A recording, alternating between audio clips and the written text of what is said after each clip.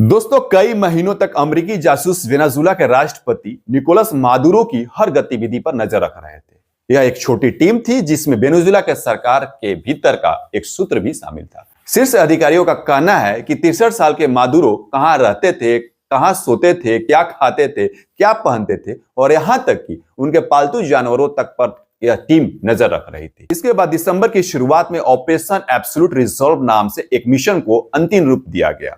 यह महीनों की बारीकी से बनाई गई योजना और अभ्यास का नतीजा था, जिसमें अमेरिका के एलिट सैनिकों ने मादुरो के काराकास स्थित सुरक्षित ठिकानों का डुप्लीकेट बनाकर प्रवेश के रास्तों से घुसने का अभ्यास किया। यह योजना पूरी तरह से गोपनीय रखी गई।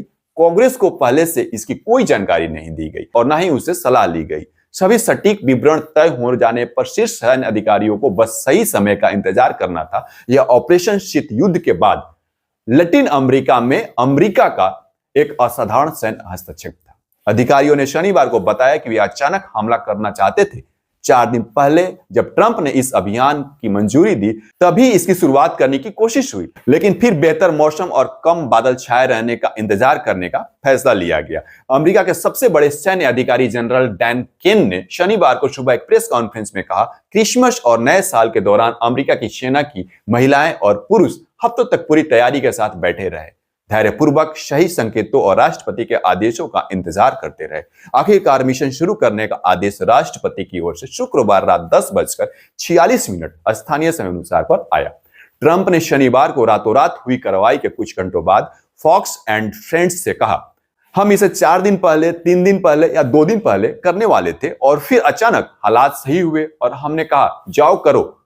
जनरल केन ने बताया, उन्होंने हमसे कहा आपको कामयाबी मिले। ट्रंप का आदेश काराकास में आधी रात से कुछ समय पहले आया, जिससे सेना को अंधेरे में काम करने के लिए लगभग पूरी रात का समय मिल गया। इसके बाद जो कुछ हुआ, उसके बाद वाशिंगटन और दुनिया भर के कई लोगों को चौंका दिया। हवा, जमीन और समुद्र में चला ऑपरेशन था जो 2 घंटे 20 मिनट में पूरा हुआ। यह मिशन पैमाने और सटीकता के लिहाज से लगभग अभूतपूर्व था। इसके तुरंत बाद कई क्षेत्रीय शक्तियों ने इसकी निंदा की। ब्राजील के राष्ट्रपति लुला डा सिल्वा ने कहा कि वेनेजुएला के नेता को हिंसक तरीके से पकड़ना पूरे अंतर्राष्ट्रीय समुदाय के लिए एक और बेहद खतरनाक मिसाल है। ट्रंप ने व्हाइट हाउस के सिचुएशन रूम से इस मिशन पर नजर नहीं रखी। इसके बजाय वह फ्लोरिडा के पास बीच पर स्थित अपने मार एल लागो क्लब में अपने सलाहकारों के साथ मौजूद थे, जहां उन्होंने CIA निदेशक जॉन रेडक्लिफ, विदेश मंत्री मार्को रूबियो के साथ बैठकर अभियान का लाइव प्रसारण देखा। ट्रंप ने शनिवार को कहा, यह देखना अविश्वसनीय था। अगर आपने देखा होता कि क्या हुआ, मेरा मतलब है कि मैं इसे सचमुच एक टीवी शो के जैसा देख रहा था, और अगर आपने उनकी स्पीड देखी होती, यह वाकई हैरान करने वाला था। कई लोगों ने कमाल का काम किया। पिछले कुछ महीनों में हजारों अमेरिकी सैनिक इस क्षेत्र में तैनात किए गए थे। एक एयरक्राफ्ट कैरियर और दर्जनों युद्धपोतों के साथ यह दशकों में सबसे बड़ा सैन्य जमावड़ा था, क्योंकि राष्ट्रपति ट्रंप ने मादुरो पर दामक पदार्थों की तस्करी और नार्को टेररिज्म के आरोप लगाए थे और क्षेत्र में कथित ड्रग्स ले जाने वाले दर्जनों नौकाओं को तबाह किया था। लेकिन ऑपरेशन एब्सोल्यूट रिजॉल्व के शुरुआती संकेत आसमान में दिखाई दिए। अमेरिकी अधिकारियों के मुताबिक बमवर्षक विमान, लड़ाकू विमान और निगरानी विमानों सहित 150 से ज्यादा विमान रात भर में तैनात किए गए। ट्रंप ने फॉक्स न्यूज से कहा, यह बहुत जटिल था, बेहद जटिल। पूरा युद्धाभ्यास, लैंडिंग विमानों की संख्या, हर संभावित स्थिति के लिए हमारे पास एक लड़ाकू विमान था। स्थानीय समय के मुताबिक करीब 2 बजे काराकास में जोरदार धमाकों की आवाज सुनी गई और शहर के ऊपर धुएं के गुब्बार उठते देखे गए। वहां के लोगों का कहना है कि मैंने एक बहुत तेज आवाज सुनी, जोरदार धमाका, इससे सारी खिड़कियां हिल गई। उसके तुरंत बाद मैंने धुआं का एक बहुत बड़ा गुब्बार उठते हुए देखा, जिसने लगभग पूरा नजारा ढक लिया। उन्होंने कहा, पूरे शहर में विमान और हेलीकॉप्टर उड़ रहे थे। जल्द ही सोशल मीडिया पर तेजी से कई वीडियो फैलने लगे, जिसमें आसमान से कई विमान और धमाकों के बाद के हालात को दिखाया गया। एक वीडियो में हेलीकॉप्टर्स का काफिला काराकास के ऊपर कम ऊंचाई पर उड़ते हुए देखा गया, जबकि नीचे धमाकों से उड़ता हुआ धुआं दिखाई दे रहा था। एक चश्मदीद डेनियला ने बताया, हम लगभग 1:55 पर धमाकों की गड़गड़ाहट और काराकास के ऊपर उड़ते विमानों की आवाज से जाग गए। सब कुछ पूरी तरह अंधेरे में डूब गया था, लाइटें कट गई थी, सिर्फ पास में हो रहे धमाकों की चमक दिखाई दे रही थी। उन्होंने कहा, पड़ोसी ग्रुप चैट में एक दूसरे को मैसेज कर रहे थे, सब उलझन में थे, किसी को समझ नहीं आ रहा था कि क्या हो रहा है और धमाकों से सब डरे हुए थे। अमेरिकी ऑपरेशन के दौरान किन जगहों को निशाना बनाया गया, अब तक 5 जगहों की पुष्टि की गई है, जिसके मुताबिक कुछ हवाई हमलों में एयर डिफेंस सिस्टम्स और अन्य सैन्य ठिकानों को निशाना बनाया गया। ट्रंप ने यह भी संकेत दिया कि मिशन शुरुआत होने से पहले अमेरिका ने काराकास की बिजली काट दी थी। हालांकि उन्होंने यह नहीं बताया यह कैसे किया गया, कैसे बिजली वहां की काटी गई। उन्होंने कहा, हमारी एक खास विशेषज्ञता की वजह से काराकास की बिजली काफी हद तक बंद कर दी गई थी। वहां अंधेरा था। जब काराकास के चारों ओर हमले की आवाज गूंज रही थी, उसी समय अमेरिकी सैनिक शहर में दाखिल हो रहे थे। इनमें एलीट डेल्टा फोर्स के सदस्य भी शामिल थे, जो अमेरिकी सेना की टॉप स्पेशल मिशन यूनिट है। वे भारी हथियारों से लैस थे और साथ में एक ब्लो टॉर्च भी लेकर गए थे, जिससे कि जरूरत पड़ने पर मादुरो के सेफ हाउस के मेटल के दरवाजे को काटे जा सके।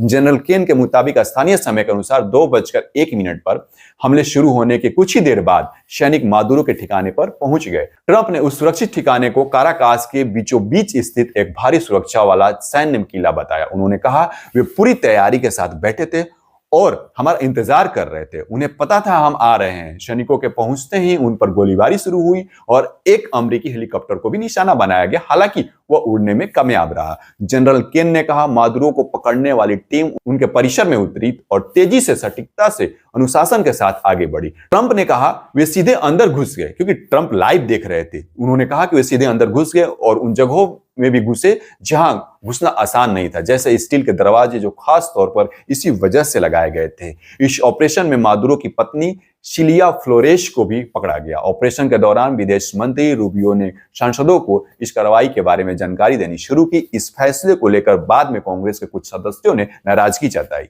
सीनेट में डेमोक्रेटिक पार्टी के नेता चक शुमर ने कहा, मैं साफ कहना चाहता हूं, निकोलस मादुरो एक अवैध तानाशाह थे, लेकिन कांग्रेस की अनुमति के बिना और आगे क्या होगा, इसकी कोई विश्वसनीय योजना बनाए बिना सैन्य कार्रवाई शुरू करना लापरवाही है। शनिवार को हुई प्रेस कॉन्फ्रेंस में रूबियो ने कहा कि अगर कांग्रेस को पहले से जानकारी दे दी जाती तो मिशन खतरे में पड़ सकता था। सोचिए, अपने देश के विपक्ष के पार्टियों पर भी आज भरोसा नहीं है।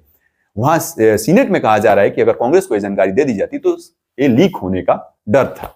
ट्रंप 2 कदम आगे बढ़ते हुए कहते हैं, कांग्रेस में जानकारी लीक होने की आशंका रहती है, यह अच्छा नहीं होता। निकोलस मादुरो ने हाल के महीनों में कथित तौर पर क्यूबा के अंगरक्षकों पर ज्यादा निर्भरता बढ़ाई थी। ट्रंप के मुताबिक जब एलिट अमेरिकी सैनिक मादुरो के परिसर में दाखिल हो रहे थे, तब वेनेजुएला के राष्ट्रपति एक सुरक्षित कमरे की ओर भागने की कोशिश कर रहे थे।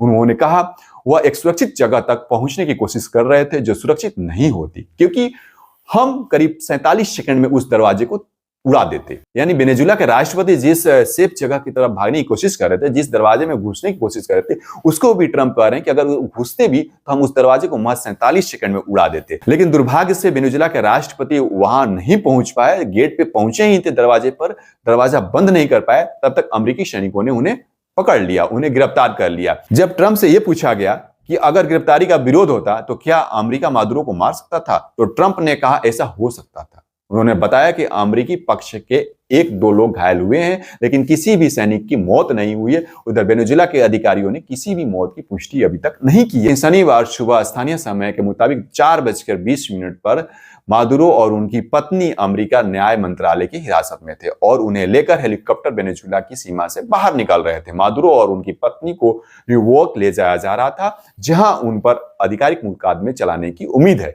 करीब 1 घंटे बाद ट्रंप ने दुनिया को इनके पकड़े जाने की खबर दी। उन्होंने कहा, मादुरो और उनकी पत्नी को जल्द ही अमेरिकी न्याय व्यवस्था की पूरी ताकत का सामना करना पड़ेगा। तो इस तरह से अमेरिका द्वारा एक वेनेजुएला, जो कि लोकतांत्रिक देश है, उस पर कब्जा करना, एक तरफ से कब्जा ही है, क्योंकि अमेरिकी राष्ट्रपति ने लास्ट में बयान दिया कि अब पूरी तरह से अमेरिका के कंट्रोल में है वेनेजुएला और वहां की जो शासन व्यवस्था है, प्रशासन व्यवस्था है, वो अमेरिका के द्वारा चलाया जा रहा है। तो क्या अमेरिका ये दिखाना चाहता है कि मैं सबसे ज्यादा ताकतवर हूं? इससे पहले आपने देखा होगा ईरान पे भी अमेरिका ने हमला किया था और वहां उसने कहा कि वहां पे ईरान परमाणु शक्ति संपन्न देश बनने की कोशिश कर रहा है, इस वजह से हमने हमला किया। और यहाँ पे अमेरिका ने नशीली पदार्थों की तस्करी करने को लेकर के, हथियार का आदान प्रदान करने को लेकर के, तस्करी करने को लेकर के इल्जाम लगाते हुए वेनेजुएला पे आक्रमण किया और वेनेजुएला की जो चुनी हुई सरकार थी उसको ध्वस्त करके। तो क्या इस तरह से लोकतंत्र कहीं का हत्या नहीं हो रहा है?